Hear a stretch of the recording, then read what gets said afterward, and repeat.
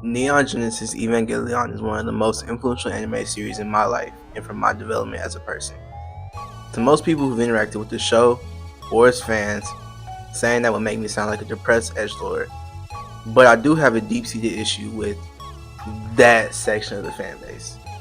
I'd argue that the original 26 episode run of Evangelion had a hopeful and inspiring ending. Fans hated it simply because it wasn't the grand mech fight that they wanted it to be, and many were too young to understand the message. While the abstract ending can be fairly critiqued as confusing, and you can blame Studio Gainax for rushing Hideaki Anno, the ending was perfectly in line with the themes of the show and was an extremely realistic way of showing how mental health problems have to be handled. There's no big, epic, culminating robot fight that saves you. It's a constant and forever ongoing conversation with yourself. Listening further contains spoilers, but come on. It's a 30-year-old show. What did you expect? And the name is in the title. Like, come on. Let's be for real.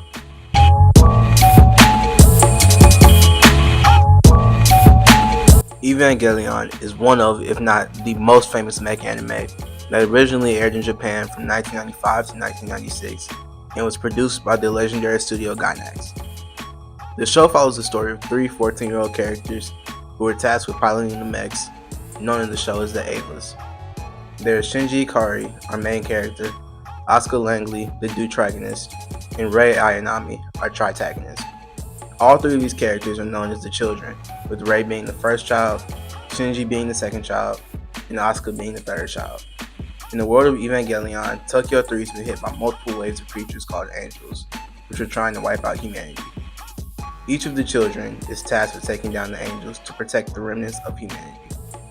This is a very oversimplified explanation of the plot, and I highly encourage you to watch the show for yourself to get a fuller picture, as I struggled even with figuring out how to explain the show in just a few words, as it's much more complex than I described.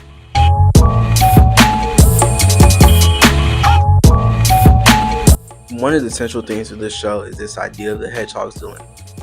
The show adopts this framework from German philosopher Arthur Schopenhauer. As the metaphor goes, hedgehogs need to gather together in the cold in order to preserve warmth and ensure the survival of the collective. While following this need for warmth and comfort, hedgehogs eventually get too close to each other, hurting each other with their quills. This causes them to pull back from each other until they get too cold and have to reapproach each other. This leads to a cycle until the hedgehogs can learn the proper distance to maintain and stay warm while also not harming one another. If it wasn't too obvious, this is a metaphor for the human need for intimacy, or warmth in this metaphor, in the face of the cold world. The quills, therefore, are a stand-in for the more abrasive aspects of human connections and individuals. In the essay the metaphor came from, Periga and, I might pronounce this wrong, Paralipomena, Schopenhauer says, by virtue thereof, it is true that the need for mutual warmth will only be imperfectly satisfied, but on the other hand, the prick of the quills will not be felt. In plain words, maintaining distance from others allows us to gain a small sense of intimacy. However, it's worth noting that this is not true intimacy or connection, and we receive this in exchange for not leaving ourselves open to being hurt by other people. In real life, this looks like those people you hang out with that you don't call friends, but more so an associate. Y'all are cool, but they don't know you like that.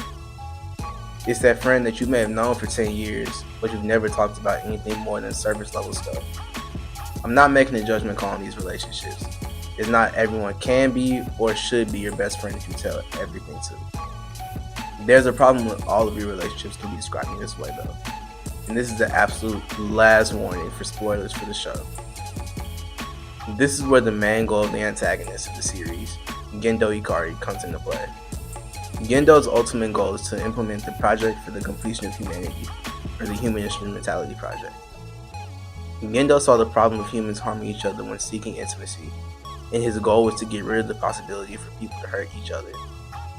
The project erases a barrier between everyone's human consciousness and returns them to a state of nothingness, similar to a fetal state. The birth and parenthood references don't stop there in the show. They actually run pretty deep, and it's a running theme throughout the whole show. Gendo's solution to the problem of intimacy is to erase everyone's individuality, as if everyone's the same. We can avoid harming each other. There's a problem with this line of thinking though. The show itself states, a world free from pain is a lonely world.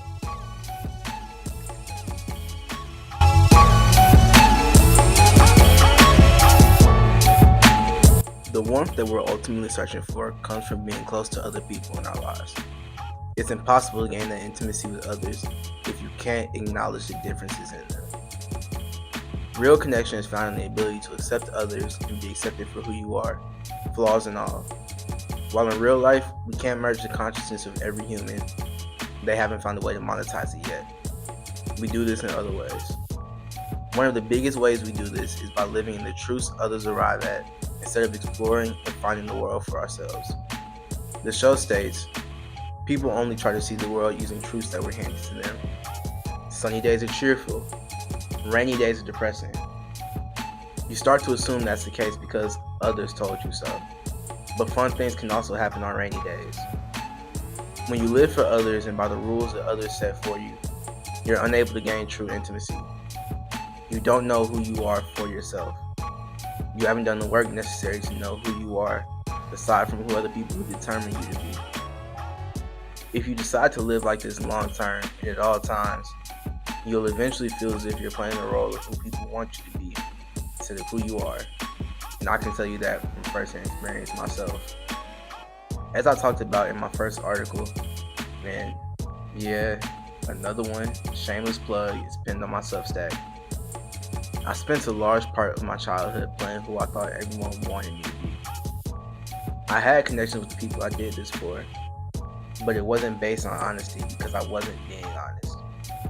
I was doing what I thought would get me liked. The only problem was they didn't like me. I didn't give people the opportunity to like the real me. They liked Samaj the character, not Samaj the person. A lot of people never even got to meet the true version of me. I thought if I were someone everyone could like, nobody would reject or emotionally hurt me. I did this to avoid being hurt by them, and in fear that the real me would hurt them. And there's more on that thought later. In order to achieve those close and true connections, you have to open yourself up to being hurt. We're human beings. We aren't perfect. We're going to hurt each other. Now, that's not an excuse to do people wrong without thinking about the ramifications of your actions. But no one's going to be perfect all the time. People will do things that hurt. People will disappoint you. People will get angry with you. People will annoy you. And all this applies vice versa as well. I'm sure if you ask somebody, you've done the exact same to them. I recently read somewhere that annoyance is the price you pay for community. Connection is built on honesty, transparency, and vulnerability. If you don't open yourself to being hurt, you can't receive that community. Being real with each other means you'll be uncomfortable sometimes. For the right people, however, this discomfort is absolutely and unequivocally worth it. Your community won't be perfect, but you have to value the relationship enough to say that I can accept this because I love you for the person you are at your core. And this idea brings me to the core of the message at the heart of Evangelion.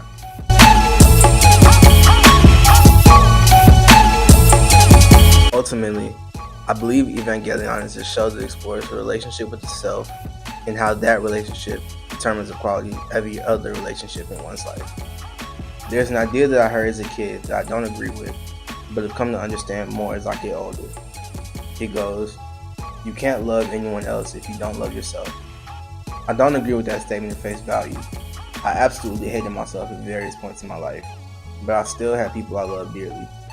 Where I've come around the statement though, is that I think that you can't love properly until you love yourself. The show reiterates a similar idea, saying, people who hate themselves can never be capable of loving or trusting others. In my case, I was so wrapped up in the parts of myself that I hated that I locked away all of myself in order to be someone that I believed would never hurt anyone that I cared about. And I seriously held myself to such an unrealistic standard. I alienated people who really cared because I couldn't see the good parts of myself. Because I didn't like myself, I thought that if I was honest and transparent with the people I cared about, they'd hate me too. That was something I made up entirely in my head. I never asked anyone else. I never even gave anyone the chance to make that decision for themselves. Yet, I let it control the quality of my relationships for such a large portion of my life. I had to come to the understanding that all those parts make up the person that I am. The good and the bad. All of it was me the entire time. I had to learn how to have a better relationship with myself, to have better relationships with other people. I had to learn how to trust myself so that I could trust other people in my life. To do that, I had to deconstruct myself and question who I was in my core. The show also follows a similar idea.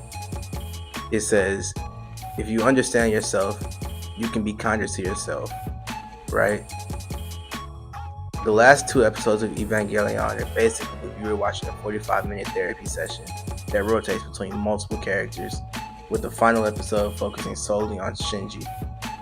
In the fetal state, Shinji can deconstruct himself and question his convictions. There are 2 quotes that popped up that I believe were vital on my road to learning myself. The me that I am now isn't the entirety of what I am, and I'm me, but at the same time, it's true that other people make up parts of my heart. I had to stop defining myself by the parts of myself that I didn't like. I had to be able to accept that while that is a part of me, that isn't all that I am, and that doesn't have to define me. The good parts of me were just as much a part of me. I had to accept that I couldn't be perfect, and that sounds so pretentious to say out loud. I had to accept that part of being human meant that I was going to hurt people. I had to trust that if I did, it would bother me enough for me to want to apologize and do what I could to make it right, because that's who I am. I had to trust that I wasn't the type of person who was careless with others' feelings and trust. I had to trust that I was the type of person committed to not to being a perfect person, but to being someone who made a conscious effort to be good to and do right by the people around me. I also had to trust the goodness that I eventually found in myself was there in part because of the reflections of the people that I've been blessed to be around. I had to trust that the type of people they are had rubbed off on me. I had to trust that when they had me around, it was because they wanted me around. I had to trust that people were being real with me and take them at their word. At first, that trust was terrifying. I was no longer in control. I had to open myself up to the possibility that people may not like me. They may not want me around. They may hurt me. And that was okay. It wasn't going to be the end of the world. I had to come to terms with the fact that regardless of how others felt about me, I had an inherent value and place in the world.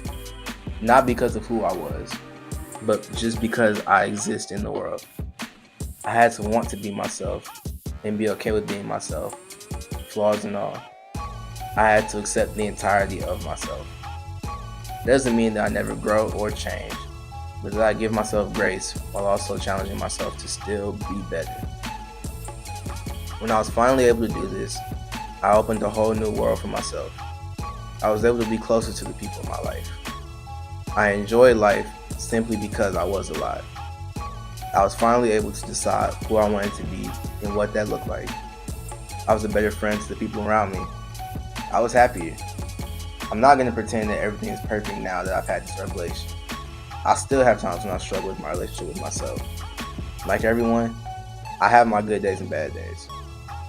When I have bad days now, however, I can be more kind to myself and maintain the belief that I can and will always keep working towards the person that I want to become for myself and others. I'm also not going to act like this is easy or a one-size-fits-all solution. It took a lot of difficult and painful self-reflection for me to reach even this point, and I still believe I have a ton of room to grow. Even with that, it was all more than worth it for my life. Everyone also has different needs. I'm not a therapist or a psychiatrist. I can only tell you what helped me accept myself. I'll leave you with one of the last quotes from Shinji in the show. I think it accurately reflects the journey that I went on while doing the inner work I needed to move forward and be okay with being Samaj Hashim Muska. He said, I hate who I am, but maybe I can learn to like myself one day. Maybe it's okay for me to be here. The only person I can be is me. I'm me. I want to be myself. I want to be here. It's okay for me to be here.